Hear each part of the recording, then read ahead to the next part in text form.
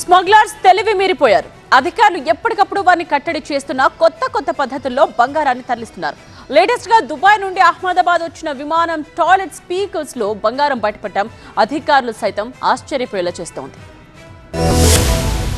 అహ్మదాబాద్ లోని international airport లో customs అధికారులు పెద్ద ఎత్తున బంగారాన్ని స్వాధీనం చేసుకున్నారు. దుబాయ్ నుంచి వచ్చిన ఒక విమానం నుంచి 4.26 కోట్ల రూపాయలకు పైగా విలువైన 2799 గ్రాముల బంగారాన్ని స్వాధీనం చేసుకున్నారు. ఈ ఆపరేషన్ లో భాగంగా స్మగ్లింగ్ కు సంబంధించి ఒక కొత్త పద్ధతి బయటపడింది. కస్టమ్స్ అధికారులు దుబాయ్ నుంచి వచ్చిన విమానంలో సోదాలు నిర్వహించిన సమయంలో టాయిలెట్ లో 2 అనుమానాస్పద పౌచులు దొరికాయి. ఆ పౌచులు తెరిచి చూడగా వాటిలో 24 బంగారు బిస్కెట్లు లభించాయి. వీటిని అధికారులు స్వాధీనం చేసుకున్నారు. ఈ సరికొత్త స్మగ్లింగ్ పద్ధతి అధికారులకు సవాల్ విసిరింది. సాధారణంగా స్మగ్లర్లు ప్రయాణికుల సీట్ల కింద లేదా వారి లగేజ్ లో బంగారాన్ని దాచడానికి ప్రయత్నిస్తారు.